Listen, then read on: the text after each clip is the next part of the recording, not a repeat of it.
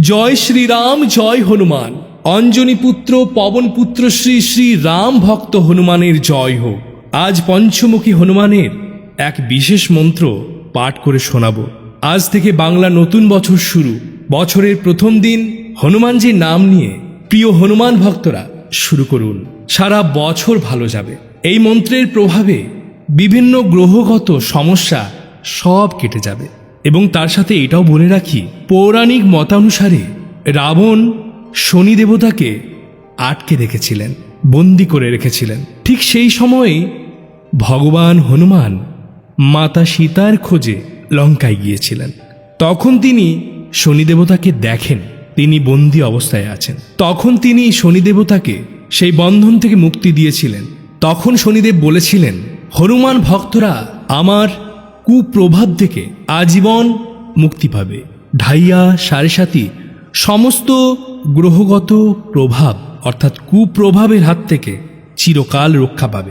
তাই সমস্ত হনুমান ভক্তরা আপনারা খুশি হয়ে যান এবং দিন রাত হনুমানজির নাম সংকীর্তন করুন, হনুমানজিকে প্রসন্ন করুন। দেখবেন জীবন থেকে সমস্ত বাধা বিপত্তি কেটে গেছে। আপনারা দুঃখ কষ্ট থাকবে না। আপনি আপনার পরিবারের সাথে খুব আনন্দে সুখে শান্তিতে জীবন যাপন করতে পারবেন।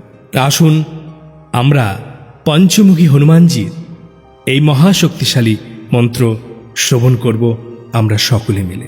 সারাদিনে অন্তত 10 মিনিট শ্রবণ করবেন। হনুমানজির কৃপায় আপনাদের কল্যাণ হোক, আপনারা ভালো থাকুন, সুস্থ থাকুন। ওম নমো ভগবতে বাসুদেবায়। জয় সীতারাম, জয় হনুমান।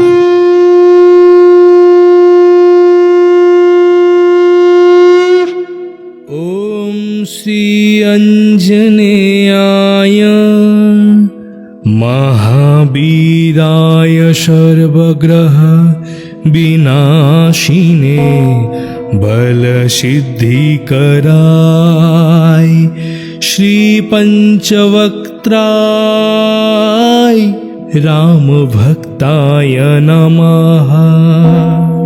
ওম শ্রী অঞ্জনেয়ায় মহাবীরায় সর্বগ্রহ বিনাশিনে বল সিদ্ধিকরায় শ্রী পঞ্চবক্ত্রায় রাম ভক্তায় নমঃ। ওম শ্রী অঞ্জনেয়ায় মহাবীরায় সর্বগ্রহ বিনাশিনে বল সিদ্ধিকরায় শ্রী পঞ্চবক্ত্রায় রাম ভক্তায় নমঃ।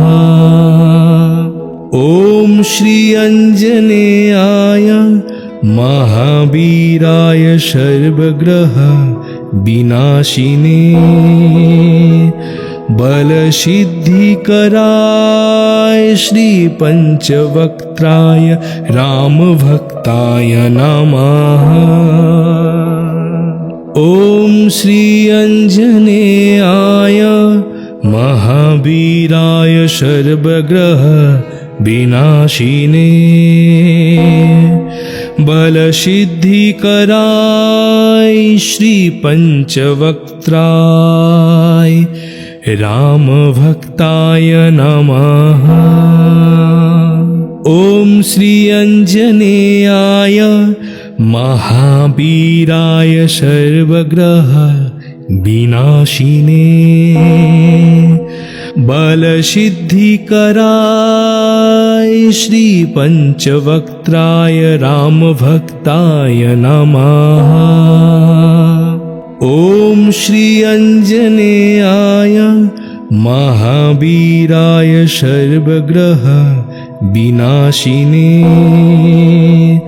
বল সিদ্ধিকরায় শ্রী পঞ্চবক্ত্রায় রাম ভক্তায় নমঃ। ওম শ্রী অঞ্জনেয়ায় মহাবীরায় সর্বগ্রহ বিনাশিনে বল সিদ্ধিকরায় শ্রী পঞ্চবক্ত্রায় रामभक्ताय नमः।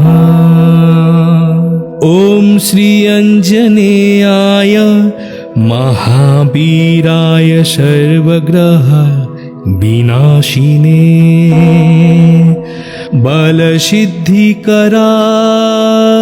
श्री पंचवक्त्राय रामभक्ताय नमः। ॐ श्री अञ्जनेयाय महावीराय सर्वग्रह विनाशिने बलसिद्धिकराय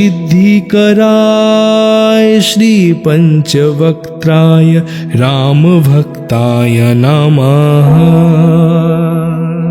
ॐ श्री अञ्जनेयाय महावीराय सर्वग्रह विनाशिने बलसिद्धिकराय श्री पंचवक्त्राय रामभक्ताय नमः।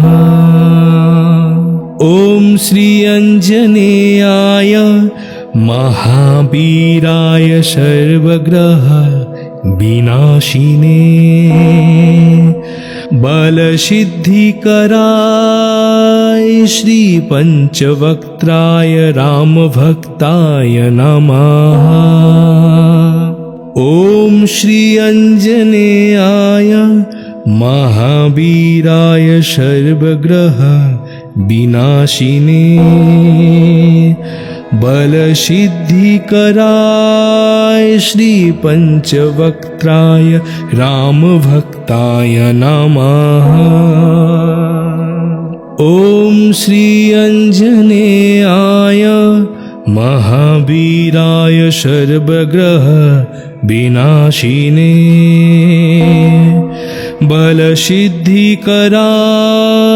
श्री पंचवक्त्राय रामभक्ताय नमः। ॐ श्री अञ्जनेयाय महावीराय सर्वग्रह विनाशिने बलसिद्धिकराय श्री पंचवक्त्राय रामभक्ताय नमः। ॐ श्री अञ्जनेयाय महावीराय सर्वग्रह विनाशिने बलसिद्धिकराय श्री पंचवक्त्राय रामभक्ताय नमः। ॐ श्री अञ्जनेयाय महावीराय सर्वग्रह विनाशिने बलसिद्धिकराय श्री पंचवक्त्राय रामभक्ताय नमः। ॐ श्री अञ्जनेयाय महावीराय सर्वग्रह विनाशिने बलसिद्धिकराय श्री पंचवक्त्राय रामभक्ताय नमः। ॐ श्री अञ्जनेयाय महावीराय सर्वग्रह विनाशिने बलसिद्धिकराय श्री पंचवक्त्राय रामभक्ताय नमः। ॐ श्री अञ्जनेयाय महावीराय सर्वग्रह विनाशिने बलसिद्धिकराय श्री पंचवक्त्राय रामभक्ताय नमः। ॐ श्री अञ्जनेयाय महावीराय सर्वग्रह विनाशिने बलसिद्धिकराय श्री पंचवक्त्राय रामभक्ताय नमः। ॐ श्री अञ्जनेयाय महावीराय सर्वग्रह विनाशिने बलसिद्धिकराय श्री पंचवक्त्राय रामभक्ताय नमः। ॐ श्री अञ्जनेयाय महावीराय सर्वग्रह विनाशिने बलसिद्धिकराय श्री पंचवक्त्राय रामभक्ताय नमः। ॐ श्री अञ्जनेयाय महावीराय सर्वग्रह विनाशिने बलसिद्धिकराय श्री पंचवक्त्राय रामभक्ताय नमः। ॐ श्री अञ्जनेयाय महावीराय सर्वग्रह विनाशिने बलसिद्धिकराय श्री पंचवक्त्राय रामभक्ताय नमः। ॐ श्री अञ्जनेयाय महावीराय सर्वग्रह विनाशिने बलसिद्धिकराय श्री पंचवक्त्राय रामभक्ताय नमः। ॐ श्री अञ्जनेयाय महावीराय सर्वग्रह विनाशिने बलसिद्धिकराय श्री पंचवक्त्राय रामभक्ताय नमः। ॐ श्री अञ्जनेयाय महावीराय सर्वग्रह विनाशिने बलसिद्धिकराय श्री पंचवक्त्राय रामभक्ताय नमः। ॐ श्री अञ्जनेयाय महावीराय सर्वग्रह विनाशिने बलसिद्धिकराय श्री पंचवक्त्राय रामभक्ताय नमः। ॐ श्री अञ्जनेयाय महावीराय सर्वग्रह विनाशिने बलसिद्धिकराय श्री पंचवक्त्राय रामभक्ताय नमः। ॐ श्री अञ्जनेयाय महावीराय सर्वग्रह विनाशिने बलसिद्धिकराय श्री पंचवक्त्राय रामभक्ताय नमः। ॐ श्री अञ्जनेयाय महावीराय सर्वग्रह विनाशिने बलसिद्धिकराय श्री पंचवक्त्राय रामभक्ताय नमः। ॐ श्री अञ्जनेयाय महावीराय सर्वग्रह विनाशिने बलसिद्धिकराय श्री पंचवक्त्राय रामभक्ताय नमः। ॐ श्री अञ्जनेयाय महावीराय सर्वग्रह विनाशिने बलसिद्धिकराय श्री पंचवक्त्राय रामभक्ताय नमः। ॐ श्री अञ्जनेयाय महावीराय सर्वग्रह विनाशिने बलसिद्धिकराय श्री पंचवक्त्राय रामभक्ताय नमः। ॐ श्री अंजनेयाय महावीराय सर्वग्रह विनाशिने बलसिद्धिकराय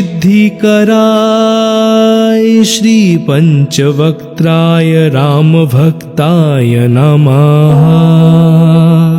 ॐ श्री अंजनेयाय महावीराय सर्वग्रह विनाशिने बलसिद्धिकराय श्री पंचवक्त्राय रामभक्ताय नमः। ॐ श्री अंजनेयाय महावीराय सर्वग्रह विनाशिने बलसिद्धिकराय श्री पंचवक्त्राय रामभक्ताय नमः। ॐ श्री अंजनेयाय महावीराय सर्वग्रह विनाशिने बलसिद्धिकराय श्री पंचवक्त्राय रामभक्ताय नमः। ॐ श्री अंजनेयाय महावीराय सर्वग्रह विनाशिने बलसिद्धिकराय श्री पंचवक्त्राय रामभक्ताय नमः। ॐ श्री अंजनेयाय महावीराय सर्वग्रह विनाशिने बलसिद्धिकराय श्री पंचवक्त्राय रामभक्ताय नमः। ॐ श्री अंजनेयाय महावीराय सर्वग्रह विनाशिने बलसिद्धिकराय श्री पंचवक्त्राय रामभक्ताय नमः। ॐ श्री अंजनेयाय महावीराय सर्वग्रह विनाशिने बलसिद्धिकराय श्री पंचवक्त्राय रामभक्ताय नमः। ॐ श्री अंजनेयाय महावीराय सर्वग्रह विनाशिने बलसिद्धिकराय श्री पंचवक्त्राय रामभक्ताय नमः। ॐ श्री अंजनेयाय महावीराय सर्वग्रह विनाशिने बलसिद्धिकराय श्री पंचवक्त्राय रामभक्ताय नमः। ॐ श्री अंजनेयाय महावीराय सर्वग्रह विनाशिने बलसिद्धिकराय श्री पंचवक्त्राय रामभक्ताय नमः। ॐ श्री अंजनेयाय महावीराय सर्वग्रह विनाशिने बलसिद्धिकराय श्री पंचवक्त्राय रामभक्ताय नमः। ॐ श्री अंजनेयाय महावीराय सर्वग्रह विनाशिने बलसिद्धिकराय श्रीपञ्चवक्त्राय रामभक्ताय नमः। ॐ श्री अञ्जनेयाय महावीराय सर्वग्रह विनाशिने बलसिद्धिकराय श्रीपञ्चवक्त्राय रामभक्ताय नमः। ॐ श्री अञ्जनेयाय महावीराय सर्वग्रह विनाशिने बलसिद्धिकराय श्रीपञ्चवक्त्राय रामभक्ताय नमः। ॐ श्री अञ्जनेयाय महावीराय सर्वग्रह विनाशिने बलसिद्धिकराय श्रीपञ्चवक्त्राय रामभक्ताय नमः। ॐ श्री अञ्जनेयाय महावीराय सर्वग्रह विनाशिने बलसिद्धिकराय श्रीपञ्चवक्त्राय रामभक्ताय नमः। ॐ श्री अञ्जनेयाय महावीराय सर्वग्रह विनाशिने बलसिद्धिकराय श्रीपञ्चवक्त्राय रामभक्ताय नमः। ॐ श्री अञ्जनेयाय महावीराय सर्वग्रह विनाशिने बलसिद्धिकराय श्रीपञ्चवक्त्राय रामभक्ताय नमः। ॐ श्री अञ्जनेयाय महावीराय सर्वग्रह विनाशिने बलसिद्धिकराय श्रीपञ्चवक्त्राय रामभक्ताय नमः। ॐ श्री अञ्जनेयाय महावीराय सर्वग्रह विनाशिने बलसिद्धिकराय श्रीपञ्चवक्त्राय रामभक्ताय नमः। ॐ श्री अञ्जनेयाय महावीराय सर्वग्रह विनाशिने बलसिद्धिकराय श्रीपञ्चवक्त्राय रामभक्ताय नमः। ॐ श्री अञ्जनेयाय महावीराय सर्वग्रह विनाशिने बलसिद्धिकराय श्रीपञ्चवक्त्राय रामभक्ताय नमः। ॐ श्री अञ्जनेयाय महावीराय सर्वग्रह विनाशिने बलसिद्धिकराय श्रीपञ्चवक्त्राय रामभक्ताय नमः। ॐ श्री अञ्जनेयाय महावीराय सर्वग्रह विनाशिने बलसिद्धिकराय श्रीपञ्चवक्त्राय रामभक्ताय नमः। ॐ श्री अञ्जनेयाय महावीराय सर्वग्रह विनाशिने बलसिद्धिकराय श्रीपञ्चवक्त्राय रामभक्ताय नमः।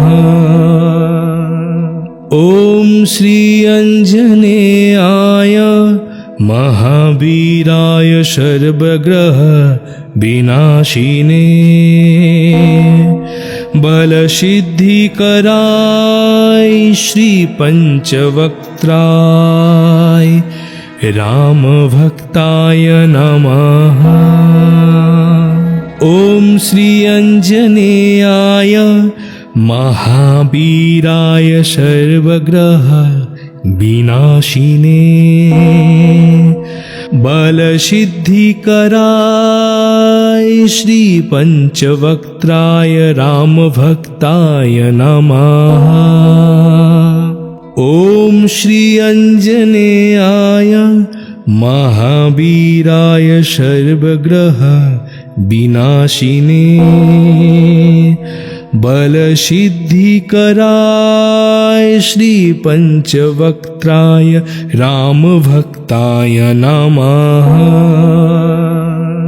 ॐ श्री अञ्जनेयाय महावीराय सर्वग्रह विनाशिने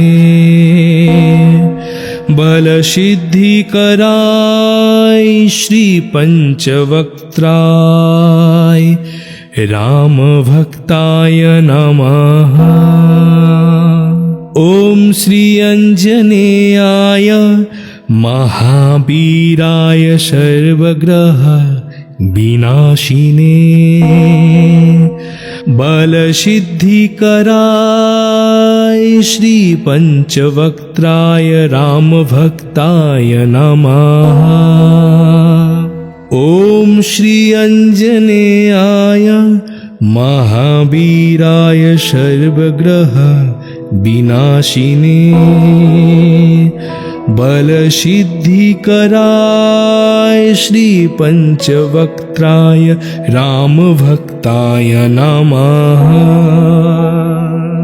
ॐ श्री अञ्जनेयाय महावीराय सर्वग्रह विनाशिने बलसिद्धिकराय श्री पंचवक्त्राय रामभक्ताय नमः। ॐ श्री अञ्जनेयाय महावीराय सर्वग्रह विनाशिने बलसिद्धिकराय श्री पंचवक्त्राय रामभक्ताय नमः। ॐ श्री अञ्जनेयाय महावीराय सर्वग्रह विनाशिने बलसिद्धिकराय श्री पंचवक्त्राय रामभक्ताय नमः। ॐ श्री अञ्जनेयाय महावीराय सर्वग्रह विनाशिने बलसिद्धिकराय श्री पंचवक्त्राय रामभक्ताय नमः। ॐ श्री अञ्जनेयाय महावीराय सर्वग्रह विनाशिने बलसिद्धिकराय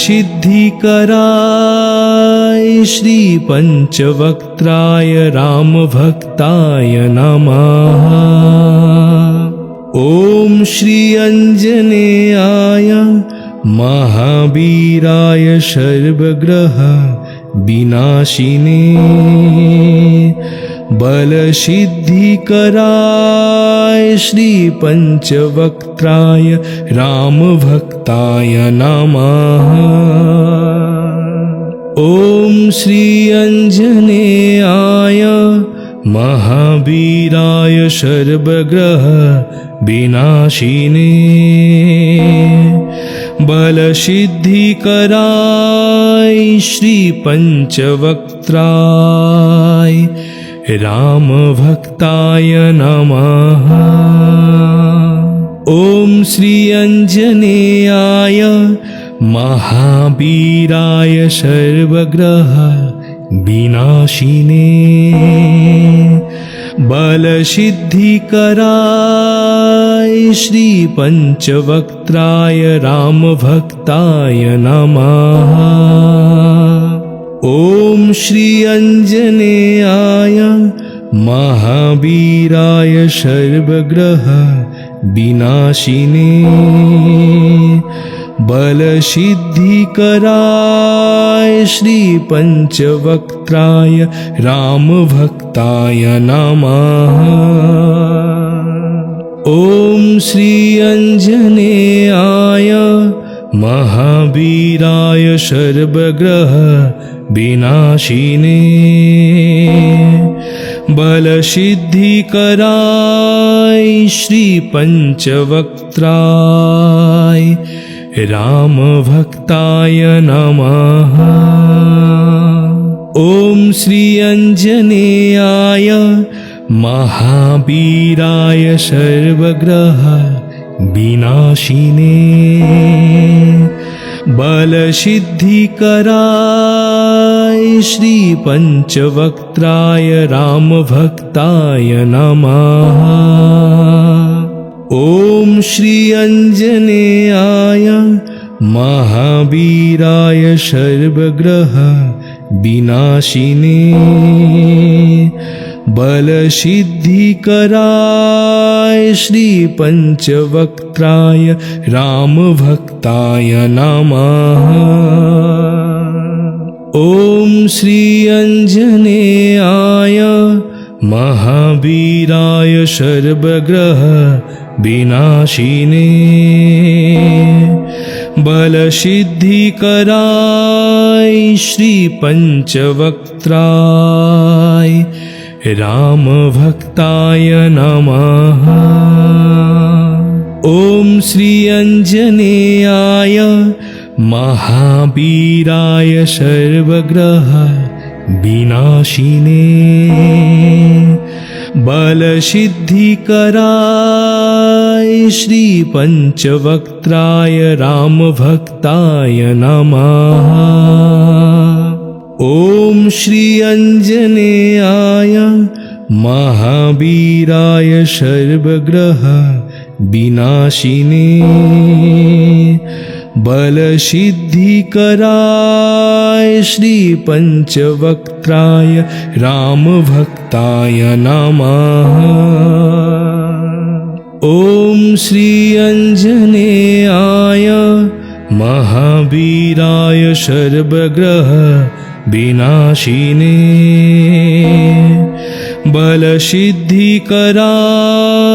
श्री पंचवक्त्राय रामभक्ताय नमः। ॐ श्री अंजनेयाय महावीराय सर्वग्रह विनाशिने बलसिद्धिकराय श्री पंचवक्त्राय रामभक्ताय नमः। ॐ श्री अंजनेयाय महावीराय सर्वग्रह विनाशिने बलसिद्धिकराय श्री पंचवक्त्राय रामभक्ताय नमः। ॐ श्री अंजनेयाय महावीराय सर्वग्रह विनाशिने बलसिद्धिकराय श्री पंचवक्त्राय रामभक्ताय नमः। ॐ श्री अंजनेयाय महावीराय सर्वग्रह विनाशिने बलसिद्धिकराय श्री पंचवक्त्राय रामभक्ताय नमः। ॐ श्री अंजनेयाय महावीराय सर्वग्रह विनाशिने बल सिद्धिकराय श्री पंचवक्त्राय राम भक्ताय नमः।